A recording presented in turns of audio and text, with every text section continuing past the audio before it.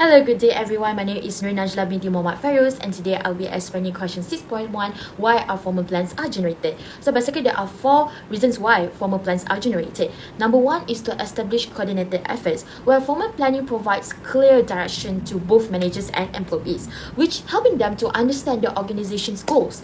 When everyone knows what is expected, they can coordinate their efforts effectively, and this coordination promotes teamwork and cooperation across departments. Without planning, confusion can arise, causing the individuals or team to work against each other and cause the hinder progress. Number 2, formal planning also reduces uncertainty by helping managers anticipate and prepare for change. It encourages them to think ahead and consider how different situations might affect their organization. By doing so, managers can evaluate possible action before taking them, which helps them to respond effectively in a constantly changing environment. Number 3, formal planning as well reduces overlapping and wasteful activities by clarifying each person's responsibility before work begins. Well, basically, it helps coordinate efforts so that the tasks are not repeated or done unnecessarily.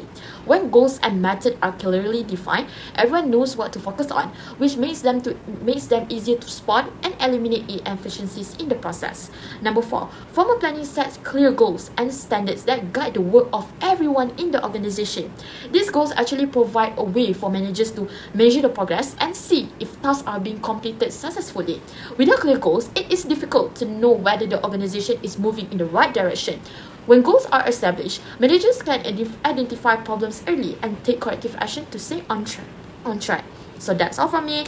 I'm passing the presentation to the next person. Hello everyone, my name is Nurina Batusha. So today I will be discussing question 6.2, which is discuss why planning is beneficial for an organizational success. Planning isn't just about setting goals, it also provides direction, improves coordination, boosts performance, and also holds people accountable. I have 4 points. First, planning helps organizations set clear goals which serve as a foundation for decision-making and guide all actions. This is to ensure everyone is working towards a common objective. With that clarity, it is much more easier for teams to stay focused, avoid distractions, and also make the progress consistent. Second, planning also promotes coordination and alignment through approaches like traditional goal settings and also management by objective (MBO). Different levels of organization can align their efforts from the top management to the individual employees.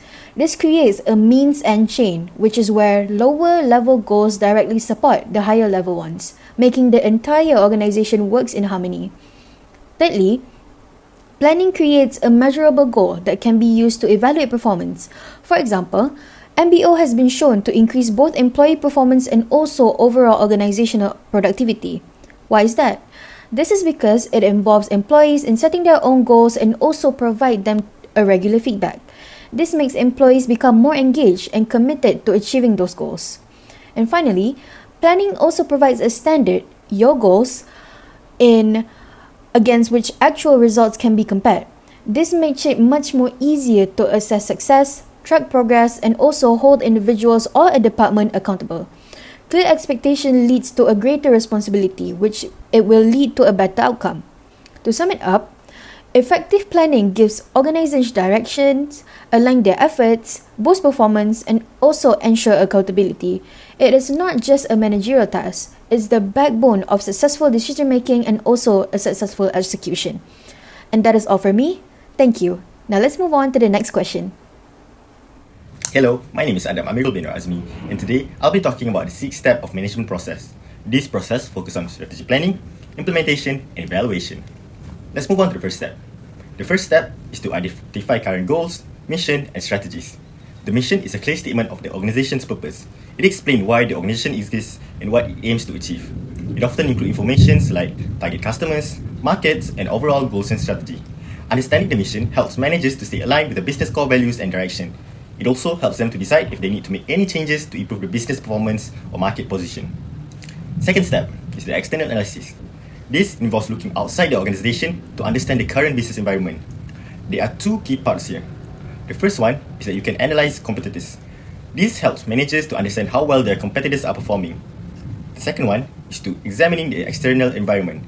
This includes economic, demographic, political, socio-cultural, technological, and global factors. By doing this, managers can identify opportunities that they can take advantage of, and also the threats that they need to be prepared of. Now, let's move on to the third step. Third step is internal analysis. Internal analysis is a crucial step that helps organizations understand their specific resources and capabilities. These resources can be tangible, like financial or physical assets, or intangible, such as human expertise and brand reputation. Capabilities, on the other hand, refer to the organization's skills and abilities to carry out work activities. When these capabilities are particularly strong and deliver unique value, they are known as the company's core competency. This is what gives the company a competitive edge in the market. By identifying both resources and core competencies, managers can recognize what the organization does well, which in turn highlights its strengths and weaknesses. This internal assessment is then combined with external analysis to create what's known as a SWOT analysis, an essential tool for strategic planning. Once this is done, managers can formulate appropriate strategies that leverage strengths, address weaknesses, and respond effectively to external threats and grab the opportunities. Moving on, once an organization assesses both its internal capabilities and external environment, the next step is to formulate strategies. This means designing a strategic plan that aligns with the organization's resources and goals. There are three main types of strategies. The first one, corporate strategies, which guide the overall directions of the organizations. Second, business strategies, which focus on how to compete in a specific market. And last but not least, functional strategies, which deal with specific departments like marketing, HR, or operations. Next, formulating a strategy isn't enough. The next step is implementation. A well-crafted strategy must be put into action. If it's not executed properly, the organization's performance will suffer, even if the strategy itself is brilliant. Last but not least, we reach the evaluation stage. Here, managers review the results to see if the organization can achieve its goal. If it isn't, adjustment needs to be made. This feedback loop is essential for continuous improvement.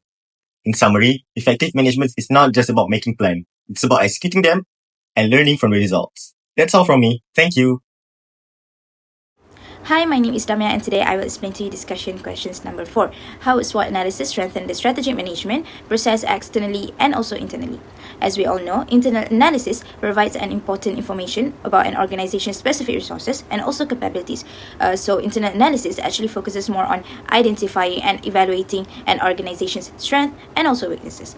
Firstly, strength are internal capabilities, resources, or positive attributes that give the organization a competitive advantage. Therefore, by identifying strength, SWOT analysis encourages management to recognize and leverage assets such as tangible assets for strong financial position, advanced technology, and also modern facilities. Next, intangible assets for strong brand reputation, intellectual property, and also positive organizational culture. Other than that, human resources for skilled workforce, experienced leadership, and also innovative teams. Lastly, operational efficiency for effective supply chain, quality control, or cost advantages. Next, by recognizing weaknesses, it highlights internal limitations or deficiencies that may hinder performance. SWOT analysis helps organization acknowledge and address these kind of areas, for example, resource gaps such as limited financial resources, outdated technology, or insufficient staff. Next, poor performance such as low productivity, high turnover, or poor customer service. Then, organizational inefficiencies such as slow decision making, poor communication, or unclear processes. And last but not least, lack of differentiation, which is products or services that do not stand out in the market anymore. In conclusion, by identifying strength, it will help management build strategies that capitalize on internal advantages. Next, reinforce areas where the organization already performs well, ensuring they remain competitive strength. Moreover, they guide decisions such as expansion, innovation, or market leadership. Meanwhile, by recognizing weaknesses, it will help to prevent weaknesses from becoming vulnerabilities, especially when exposed to external threats, and facilitates corrective strategies through restructuring, retraining, or process improvement. Okay, next we will go through external analysis, where managers examine all the components of the environment, either economically, demographic, political, social-cultural, technological, and global, to see the trends and changes that happens from time to time. So external analysis specifically focuses more on opportunities and also threats. Okay. Firstly, exploiting opportunities. Opportunities are positive trends that the organization can exploit. So SWOT analysis encourage scanning the external environment to identify market trends, customer needs, and also technological innovations. So for example, market trends such as emerging customer needs, demographic shifts, or new geographic markets. Next, technological advancements such as innovations that could improve product development or service delivery. Then, regulatory changes, which is there are new laws or new policies. Last but not least, competitive gaps, which is taking advantage of the weaknesses by other competitors. Next, we go through recognizing threats. So threats are negative trends that you must counteract or buffer against. So SWOT analysis actually helps in identifying external risks such as competition, economic downturns, or regulatory changes. For example, competitor actions, whether there are new organizations or new aggressive marketing. Other than that, economic shifts such as inflation, recession, or fluctuating currency exchange rates. So lastly, any regulatory changes such as taxes or legal liabilities. As a result, by exploiting opportunities, it helps organizations to develop new and strong strategies and then allow them to act proactively. Meanwhile, by recognizing threats, this will encourage the organization to develop defensive strategies that will help manage the risk and also minimizing the effects of external disruption. So overall, a SWOT analysis actually connects between external factors, which is opportunities and also threats, with internal conditions, which is strengths and also weaknesses, to create a strategic fit, which is matching strength with opportunities ensures that the company is using its internal capabilities to capitalize on favorable conditions. And also lastly, identifying threats that target weaknesses alerts managers to vulnerable areas and also motivates them to do a corrective actions. Organizations that fail to plan are planning to fail, a statement made by Benjamin Franklin that I wholeheartedly agree with, as it highlights the critical role of planning in an organization's success. So first of all, what exactly is planning? Plannings are goals, plans, and strategy made in order to achieve a certain purpose. For example, Toyota Motor Corporation said that in the year of 2030, most of their sales will be made out of hybrid and electric vehicle sales. In order to achieve that purpose, the managers must plan accordingly. One example of planning that can be highlighted is Coca-Cola, more specifically its Japanese branch. Japan has a very competitive market, and this has taken its toll on Coca-Cola since it had only made 25% of their sales from their sodas. Seeing this, they decided to plan a different strategy and appeal more to Japanese culture in order to seem more relevant. Thus, George Garduno, the president of the Japan business unit of Coca-Cola, had planned a new drink, its first alcoholic drink in history, which is very unique considering that Coca-Cola has always made non-alcoholic drinks. They introduced Chuhi, Coca-Cola's first alcoholic drink in history. So that brings us back to the original question. Does failing to plan mean you're plan to failing? Well, let's hear about Nokia. Nokia, once a giant in the tech industry, has now been long forgotten. Why? Because they failed to plan. They failed to adapt to the changes in the technological world. With the introduction of smartphone, Nokia did not follow the trend and instead continued to produce their old touchpad phones. This caused them to fall into irrelevance. But on the flip side, we have IBM. IBM, who used to be one of the top manufacturers for computing machines, computer equipment, and mainframes, had also faced steep competitions, even resulting in quarterly losses. But in 1993, they decided to turn the company around and make the executive decisions to abandon hardware areas such as computer chips, hard drives, and printers. Instead, they changed their course and decided to focus on software, IT consulting services, and computing research. And this move brought the company back to profitability and improves its reputation. In conclusion, planning provides a safety net and a clear guide in the process of achieving our organization's goal. A manager must not have blind faith only in their ability, but they must keep a flexible plan that they can rely on. Some may say that planning is too rigid, but planning also involves being flexible as well as enhance creativity and support intuition. Managers should be open to forging into uncharted waters and untapped opportunities, since we do not know what the world has in store for us. So all in all, I completely agree with the statement that failing to plan is planning to fail. So good day everyone, so I'm Amira, so I'll be explaining about the case study 1 Primac, and I'll be explaining about the 10-point summary. So let's go for the 10-point summary. Okay, so the 10-point summary starts with the first part, talks about the origins and expansion. So Primac begins as Penny's in Dublin, Ireland in 1969 and grew rapidly, reaching 287 stores with nearly 11 million square feet of retail space and more than 54,000 employees worldwide. But Primark didn't straight away reach 287 stores. It starts with 11 stores at 1971 and 22 stores at 1973 and next it reached 108 stores, and finally it reached 287 stores. So that's how step by step it expand by Primark. So the next point is we talk about the fast growth strategy. So about the fast growth strategy is Primark is one of the company who fast growth strategy, like its rapid growth, was made possible through extensive planning and goal setting, aligned with the fast fashion trend and driven by employee training and empowerment. And how do this happen is where Primark gives a very good training to all the employees in Primark. So we'll go for the next 2 points.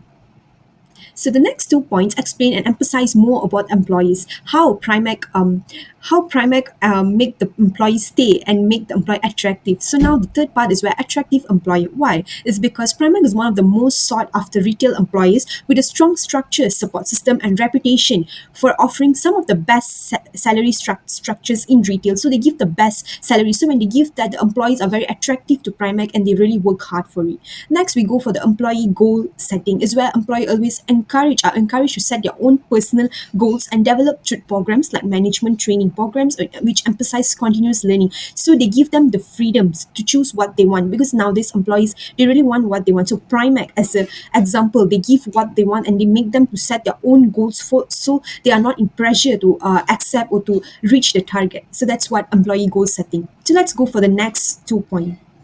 So the next 2 points really is an interesting point, is because it talks about a no online store and non-traditional market. And nowadays we can't see any store without this two. Every stores have this, but Primark is a bit traditional, but no online store. So Primark is one of the few retailers do not have any online stores presence and deliberately avoids e-commerce due to high cost and operational complexity. So how this happens is because they never do like Amazon and everything. It's all just like people walk in and you buy and you just go. There's no online stores. And the next part is more interesting. We talk about the non-traditional market, and Primark does not advertise their product. Instead of relying on public relations, word of mouth, and strategic position on key stores. And I feel that this is more true, and it's like they get true customer because the customer just walk in and just buy, no advertise and nothing. So that's where Primark stands. Let's go for the next 2 points. Additionally, how do Primark stand? Primark stand with a low cost focus, where they put the low cost starting with $4. So its strategy is built on delivering fast fashion product at the lowest possible price while maintaining ethical operations. Like they start with slow by slow to reach high. And the 8 point is where ethical commitment, where Primark is part of the ethical training initiative and support local charitable organization and community project. Example where they replace the plastic carry bag with paper bag. So that's one of the advantage, one of the initiative that where Primark took. Let's go for the last 2 points. So the last 2 points, it talks about the improved supply chain. So how did Primark do that? So after criticism, it improves labor standards in ASEAN supply chains, especially in China, by focusing on increasing wages, identify benefits, and creating long-term and sustainable improvements. And that's the most important part, where customer experience and planning. Every company, they really want how the customer experience by buying their product. So Primark approach a realistic and focus on planning for the future with attention to shop fittings, layout, and visual merchandising to enhance customer experience and support further expansion. So in this, we can see that Primark really planned for the future and well underway. So Primark is one of the company that's very rare to find without no online stores, no advertisement, everything. It's all full on the customers, either they like or don't like, and either they know or don't know. So I feel like Primark is one of the Primark is one of the rare stores that we can find. So that's all from me. My 10 points. I'll pass to the next presenter. Thank you. Hello everyone, my name is Marian Safia, and today I'll be discussing Primark's decision to bypass e-commerce and why it aligns with their business strategy. Primark made a bold decision to avoid e-commerce, and it's all about cost efficiency. Selling product as low as $4 online is not profitable when you consider warehousing, delivery, returns, and other logistics. It will take a huge number of sales just to break even. Instead of building its own online store, Primark partners with platforms like eBay and Amazon. From a planning perspective, this decision aligns with Primark's strategy of delivering affordable fashion while maintaining operational efficiency. This allows Primark to focus on expanding physical retail locations and enhancing the in-store experience, which support the impulse purchasing. Now let's compare Primark's marketing to other retailers like Zara and H&M. Primark doesn't advertise, no social media campaigns or influencer deals. It relies on word of mouth and PR. In contrast, brands like Zara and H&M invest heavily in advertising and influencer marketing. When it comes to sales channels, Primark is in-store only, while the other operate both online and offline. They also differ in promotions. Primark rarely offers discount because its prices are already low. Retailers like H&M use frequent sales and loyalty programs to attract customers. Finally, Primark focuses on the in-store experience to influence buyers, while other brands influence shoppers even before they enter the store through digital ads and content. Hi, my name is Ain and I will continue the discussion regarding case study 1. Question 613 is about the examples of fast fashion chain in Malaysia and how they cope with competition from an expanding retailer Primark. First example of fast fashion chain is Zara Malaysia, which is a part of the global Spanish fashion giant known for fast fashion. Zara quickly embraced the latest international runway trends, offering stylish and affordable clothing that change frequently. If you want to stay on top of fashion trends without waiting months, Zara is the place to go. Next, we have Uniqlo Malaysia, a Japanese brand famous for its simple, high-quality basics. Unlike Zara's try-driver approach, Uniqlo focuses on timeless, practical pieces made with innovative fabric like heat-tech and airism. It's ideal for those who are comfortable, durable clothes for everyday wear. Finally, Padini is a proud Malaysian brand that has grown from a small garment wholesaler into a fashion major reseller.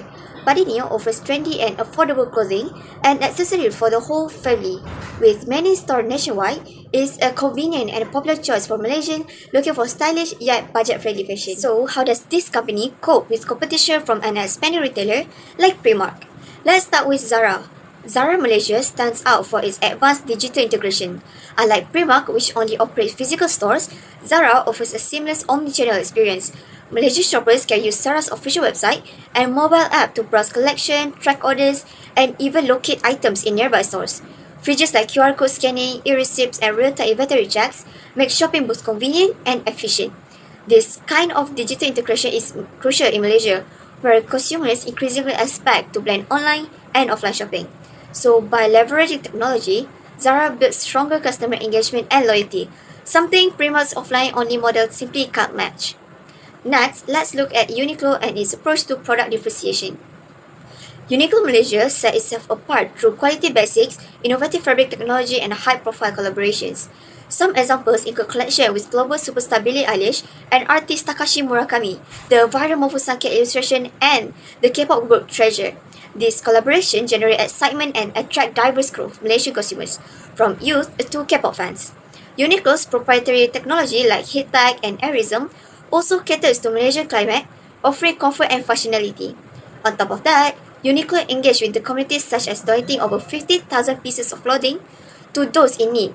All these factors help Uniqlo offer unique value beyond just low prices. Now, let's turn to Padini and its promotional strategy. Padini is a homegrown Malaysian brand known for its multi-brand approach, like with labels like Vinci, Sis, and Brands Outlet. Padini aggressively promotes its product through frequent sales, bundle deals, and special discounts, both in-store and online. Its unified e-commerce platform makes it easy for Malaysians to shop across all Padini brands. Padini also has a strong social media presence, particularly on Facebook and Instagram, where it tailors content for different audiences and leverage influencers partnerships. This promotional strategy is highly effective in Malaysia, where consumers are always on the lookout for value and deals. For the last question in case study 1, we look at the types of planning and goal setting at Primark and explore how these strategies help Primark's future operation and expansions. First of all, let's start with the 3 main types of planning and goal setting used by Primark. Firstly, we have strategic planning. Primark focuses on global expansion using a low-cost business model. Unlike many competitors, Primark avoids e-commerce and instead invests heavily in physical store growth. This allows them to keep costs down and pass savings to customers. Secondly, we have operational planning. Primark invests in staff training, store layout design, and setting clear employee goals. This approach ensures that daily performance is high and that every customer has a positive shopping experience. Thirdly, we have ethical and sustainable planning. Primark is committed to improving supply chain ethics. For example, they have replaced plastic bags, support fair labor, and run environmental initiatives. This planning helps them to operate responsibly and meet rising consumer expectations for sustainability. So, how does this planning strategy support Primark's future operations and expansions? Firstly, we have consistent growth. Structured planning and a consistent market strategy have enabled Primark to expand internationally. By focusing on a proven business model, Primark can enter new markets with confidence and maintain steady growth. Second is operational efficiency. Through ongoing staff training, clear goal setting, and cost-saving retail operations, Primark enhances productivity. This efficiency helps them keep prices low and operations smooth, even as they scale up. Thirdly is brand reputations.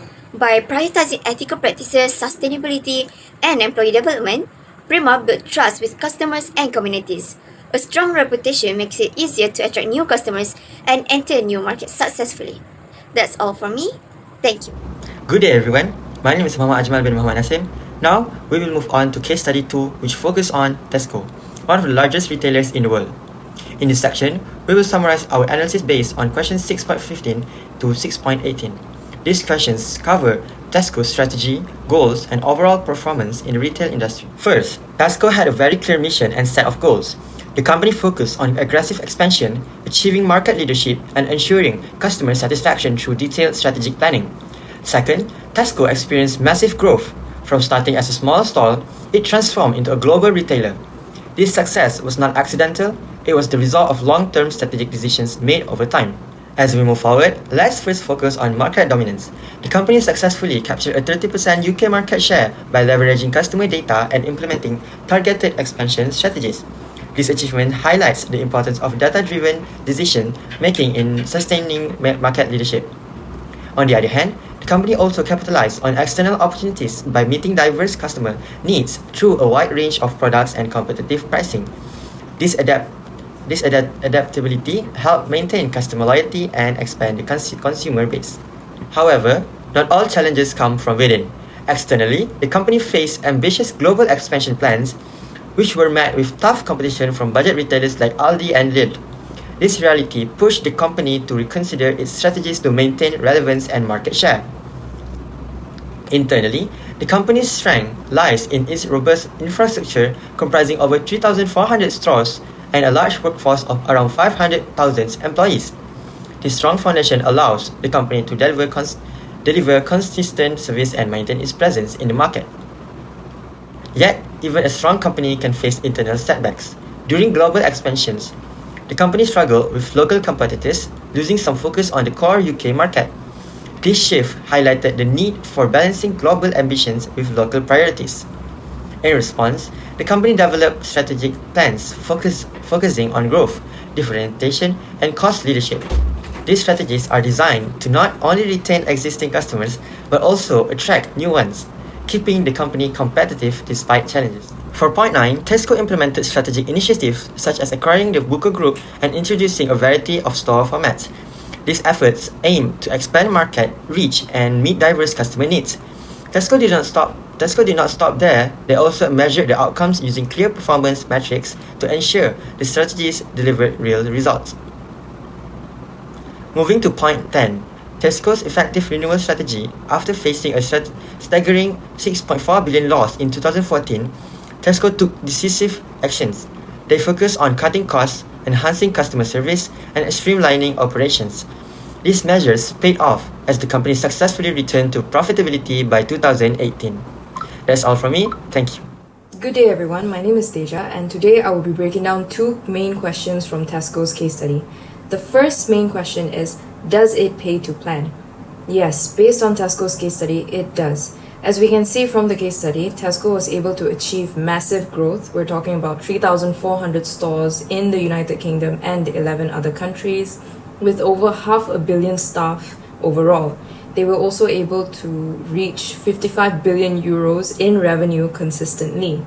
This is also followed by market dominance, where they dominated almost 30% of the market share in the grocery sector, as well as their recovery, because of course not everything was rosy for the company. They also had years where they occurred major losses, and through strategic planning they were able to overcome this. So yes, by strategic planning, Tesco was able to receive pay. The next part of our first question is, what are the main strategic processes used by Tesco? There are 6 strategic processes and Tesco roughly uses all of them. The first one is to state a clear mission or goal for the company, which is the objective that the company is headed towards. And for Tesco, they clearly stated that aggressive expansion was their mission, whether it is through digital or physical stores, or it is through customer base expansion, whether it's within the country or overseas. Expansion was their main goal. The next 2 steps in the strategic management process involves the SWOT analysis. Step 2 is mainly about external analysis, which involves opportunities and threats. For Tesco, their opportunities were focused on socio-cultural aspect, which is a diverse customer needs. Tesco sees this as an opportunity to provide more products, supply more products in order to gain more sales, and they will focus on finest and value products for price-sensitive customers, as well as hardware products and electronics, beauty products for to meet anyone's needs. As for their threats, previously mentioned, Tesco is very focused on global expansion, and this ultimately caused them to lose focus on their local market. Another thing that played a part in this was also local competition, which is another threat, specifically by Aldi and Lidl, who are also competing through low costs and low price. As for step 3, Tesco does an internal analysis which involves strengths and weaknesses. Previously mentioned, Tesco has 3,400 stores overall. This is their strength, which is a large physical infrastructure, as well as more than 500,000 employees, which is their large workforce. On the other hand, their weaknesses is their over-reliance on low prices, and while this proved to be profitable for Tesco at the beginning, later on it played a role in their losses because having low prices means having to have low costs, which makes it very restraining for a company that wants to expand, which ultimately caused their big loss in 2014. Then we move on to step 4. After analyzing the external and internal surroundings, Tesco formulates strategies. While these strategies are to achieve their main mission goal, sometimes when faced with a current challenge, they would make a strategy just to overcome that challenge. For example, the major loss that occurred in 2014. Next, we move on to step 5, which is implementing strategies. From the case study, we can see there's two main things Tesco was focused on when implementing their strategies. One is expansion, which is their main goal. So how did Tesco expand? First and foremost was their mammoth purchase of TNS's 850 convenience stores. Another one was their shift towards online market through Tesco Express, which is to pull in more convenience-driven customers. Another strategies they had is to recover from the large loss they incurred in 2014. That one involved a lot of cost cutting, laying off a lot of employees, all of this to bring back their competitive position in the market. Finally is step 6, which is evaluating results. Tesco did not stop at implementation, they stopped to look at their results and make adjustments when needed. This was especially evident when their international expansion brought on more losses than profits in 2014, and Tesco in return did a lot of strategies in cost cutting in order to reinstate their competitive position locally, and this shows that being willing to change in that direction is just as important as the planning process itself. And overall, from step 1 to 6, Tesco's story shows that the strategic management process isn't just theory, it actually works when planned and carried out properly. As for the second question, which strategic weapons is Tesco relying on here? Based on the management textbook, there are 3 strategic weapons, and all of which has their own subcategories. The first strategy is corporate strategy, where Tesco's uses strategies in order to grow in its industry. Tesco uses growth strategy and renewal strategy. Under growth strategy, it's basically how a business expands its market and product. Tesco uses horizontal integration as well as diversification. Horizontal integration is growing by combining with competitors or businesses similar to you. Tesco does this by acquiring the Booker Group as well as TNS convenience stores. Through diversification, Tesco moves into new businesses, either related like online grocery stores or unrelated, where Tesco started doing banking and even started selling electronics and mobile phones. The second corporate strategy is renewal strategy, and the strategy that Tesco uses under this is the turnaround strategy, which is mainly done when a company or business faces a serious problem or challenge. In Tesco's case, it was a large loss, which is 6.4 billion euros in 2014, and Tesco took drastic action in order to handle this challenge, which is major cost cutting like selling off underperforming businesses, major layoffs, as well as re-examining prices and improve customer service. This was all drastic actions taken by Tesco. The second strategic weapon used by Tesco is competitive strategy, and under this, Tesco uses cost leadership, which is a strategy where a brand or business offers the lowest possible price in order to compete through prices. And Tesco achieves that by having very strict costs, as well as providing value products for price-sensitive customers.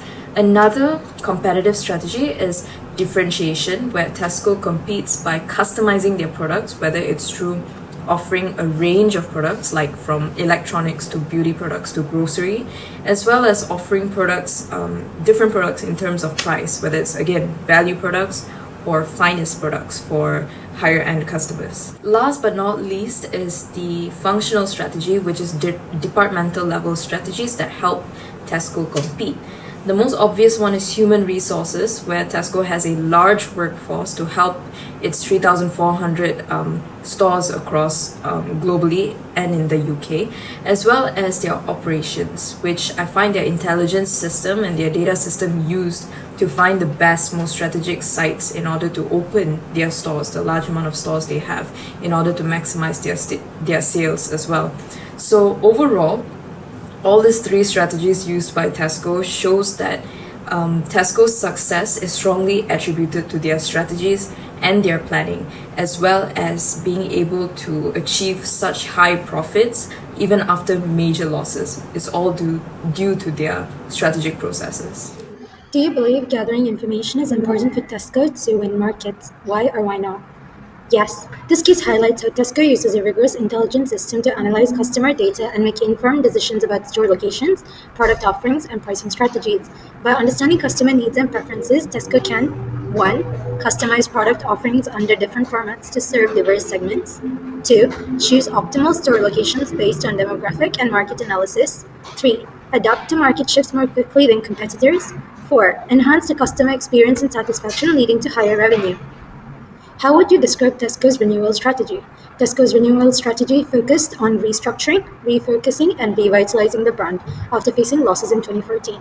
Key elements of the renewal strategy included 1. Cost-cutting measures such as closing underperforming stores and reducing overhead. 2. Improving customer service and store experience to win back trust. 3. Strategic acquisitions such as the takeover of Booker Group to expand into wholesale and new customer segments. 4. Reinforcing its value proposition by improving product range and enhancing price-quality balance. The strategy has proven effective, as evidenced by Tesco's return to profitability and strong growth in 2018. While the renewal strategy has been largely successful, Tesco could strengthen its position further by investing more in digital transformation and personalization to keep up with e-commerce trends, enhancing sustainability initiatives to appeal to environmentally conscious consumers, exploring more international opportunities cautiously with better risk mitigation,